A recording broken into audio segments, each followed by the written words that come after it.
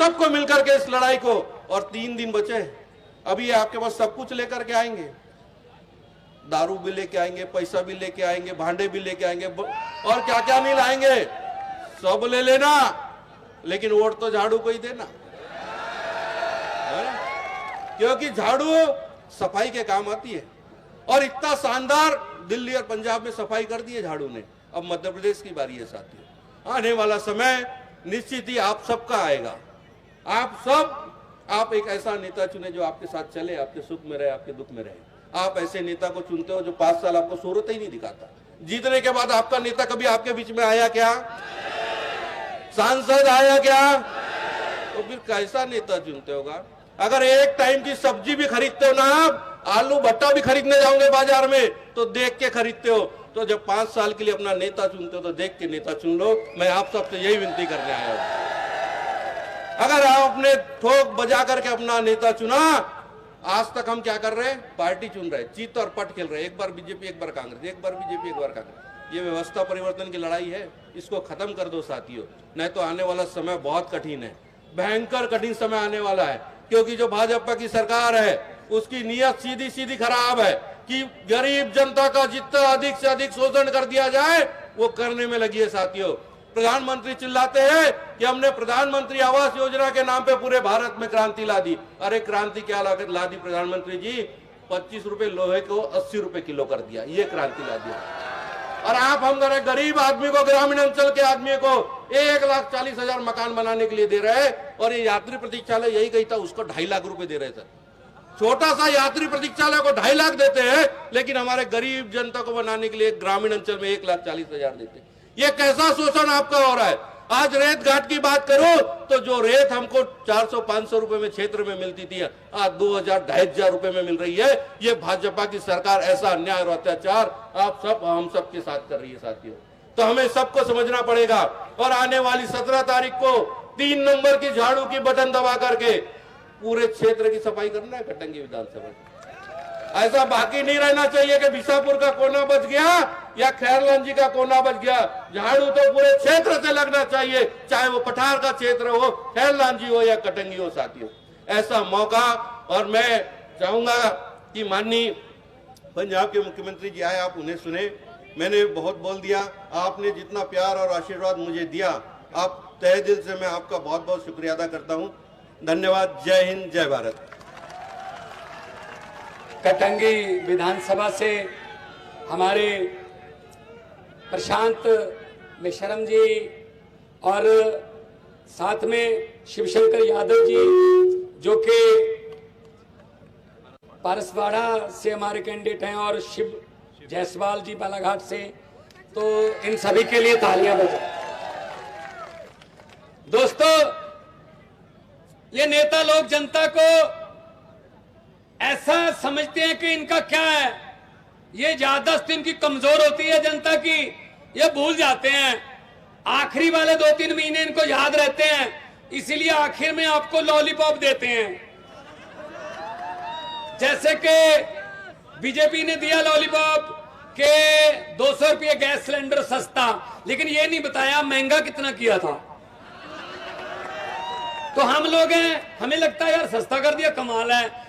एक बात मेरी याद रखना, आज 17 तारीख को जब वोट डालने जाओगे तो याद रखना, भगवंत मान ने ये बात कही थी, ये लॉलीपॉप देते हैं आखिर में 2-3 महीने के लिए। कैसे करते हैं? एक घर था, वहां बेटी की शादी थी, अच्छा घर था, जिम्मेदार लोग थे, जमीन थी, पैसा था कि लाडली बेटी है, शादी धूमधाम से करेंगे। उन्होंने उसके लिए सोने के जेवर, चांदी के जेवर, बड़े बड़े टीवी, फ्रिज, सोफा और बेड वगैरह सामान बहुत इकट्ठा किया। कल बारात आनी थी, आज रात को डाकुओं को पता चल गया कि इस घर में बहुत माल है। वो ट्रक लेकर आ गए और ट्रक में पूरा सामान भर लिया। लड़की वालों को, परिवार को एक कमरे में बंद कर दिया।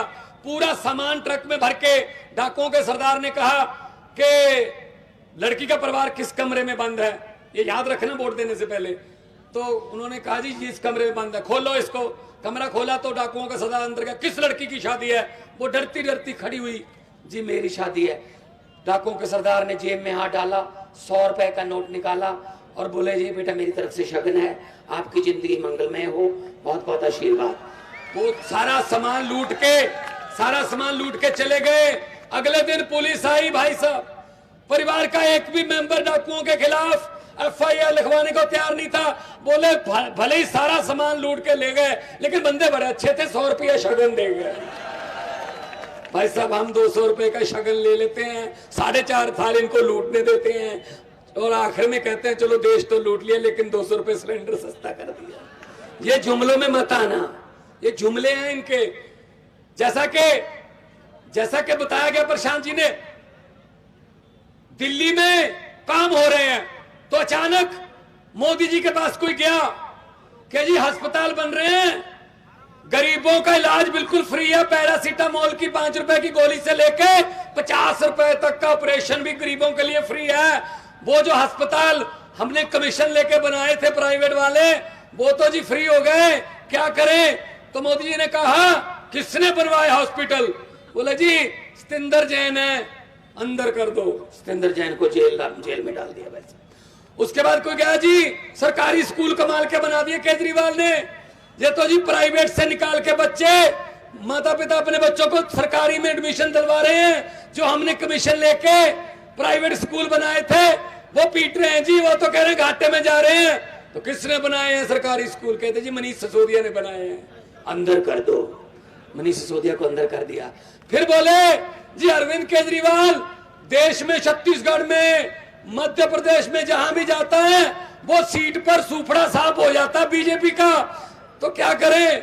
तो बोले केजरीवाल को भी अंदर कर दो।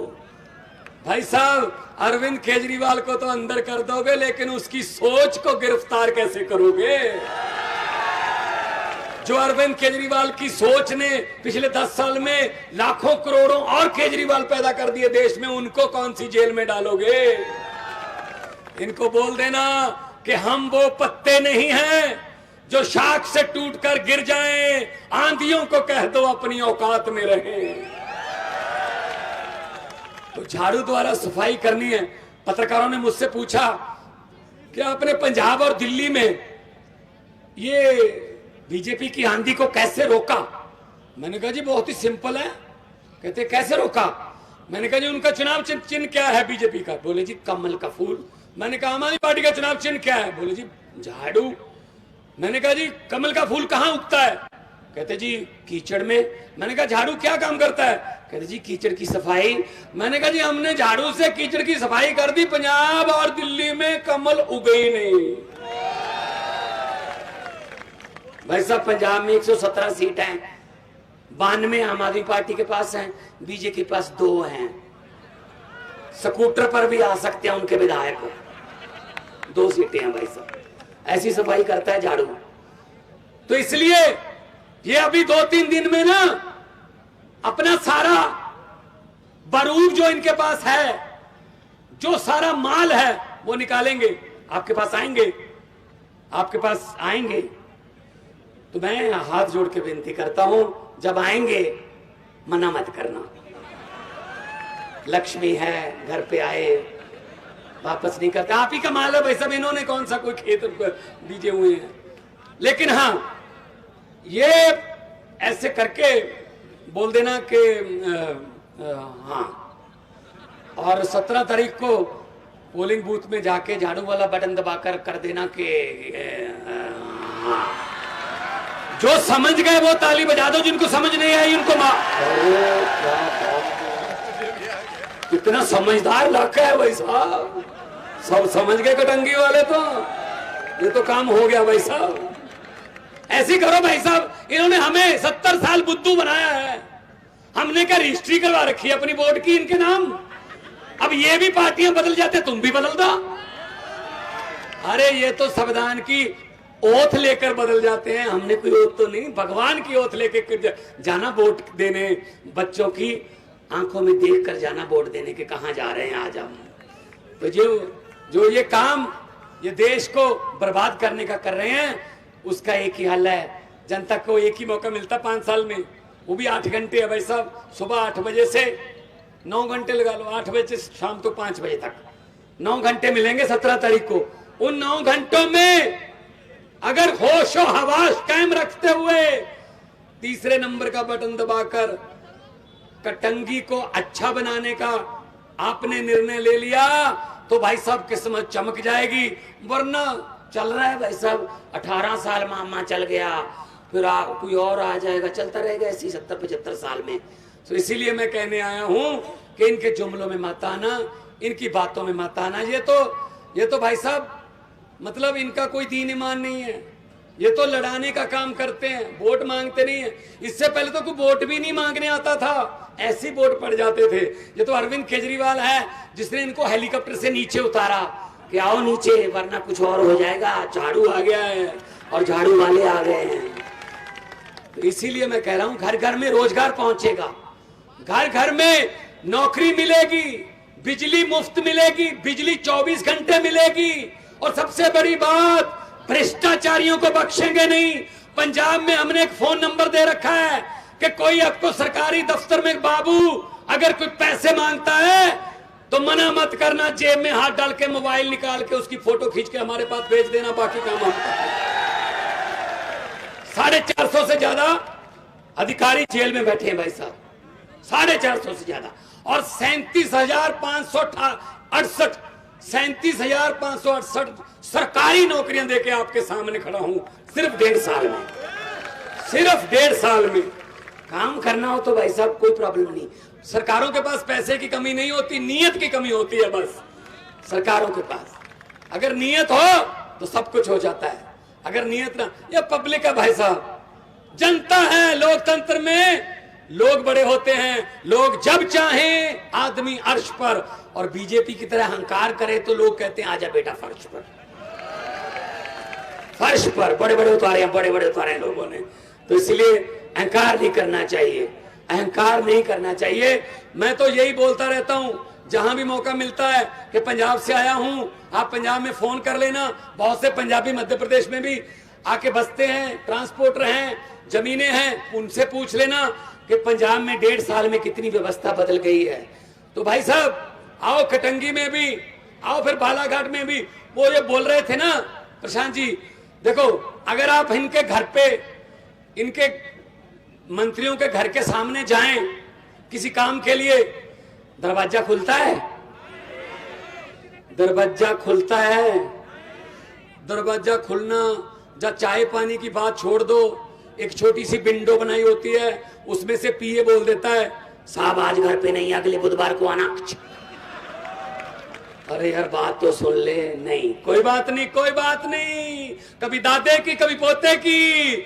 अब ये आपका दरवाजा खटखटाएंगे, कटंगी वालों अंदर से दरवाजा मत खोलना, अंदर से ही बोल देना हम भी आज घर पे नहीं है, 17 तारीख के बाद आना। तो इनको भी पता चले कि किसी दर्द से खाली वापस जाने का क्या दर्द होता है, इनको भी पता चलना चाहिए। तो ये बात आपके सामने इतना, ये मैं सभी प्रत्याशियों को बधाई देता हूं। ये लोग दिहाड़ी पे नहीं है, ये लोग किसी लालच दे के नहीं आए हुए, इनकी आंखें बता रही हैं और इनका जोश बता रहा है कि इनका बस चले तो आज रात को वोट डलवा लो जी, वोट डालने को दिल कर रहा है। जब 2020 में दिल्ली में चुनाव हो रहा था, अरविंद केजरीवाल जी मुख्यमंत्री का चुनाव लड़ रहे थे, तो मोदी जी ने रामलीला ग्राउंड में बहुत बड़ी रैली की, लाइव टेलीकास्ट। मैं भी बैठा था, अरविंद केजरीवाल जी बैठे थे कमरे में, दफ्तर में, हम लाइव टेलीकास्ट टीवी पर देख रहे थे। तो वहां नारे लगे।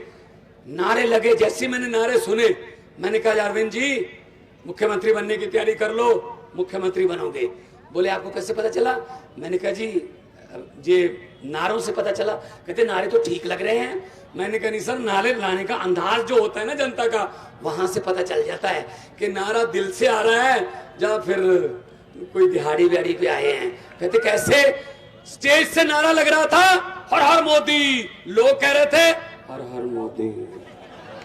मैंने कहा जी ना तो आवाज ऊंची है और गर्दन नीचे जा रही है, हाथ ऊपर जा रहा है, ये दिहाड़ी पे लाए हुए हैं, ये वोट नहीं देंगे। वही बात, अब मैं नारा लगवाऊंगा, हाथ भी ऊपर जाना चाहिए और गर्दन भी ऊंची उठनी चाहिए। आपने भगत सिंह के, राजगुरु सुखदेव के, चंद्रशेखर आजाद के बुत देखे होंगे, ऐसे होते हैं, ऐसे के हाथ भी ऊपर गर्दन भी ऊपर, दोनों हाथ ऊपर उठा के दो नारे लगा दो, पता चल जाएगा इनकलाब। इनकलाब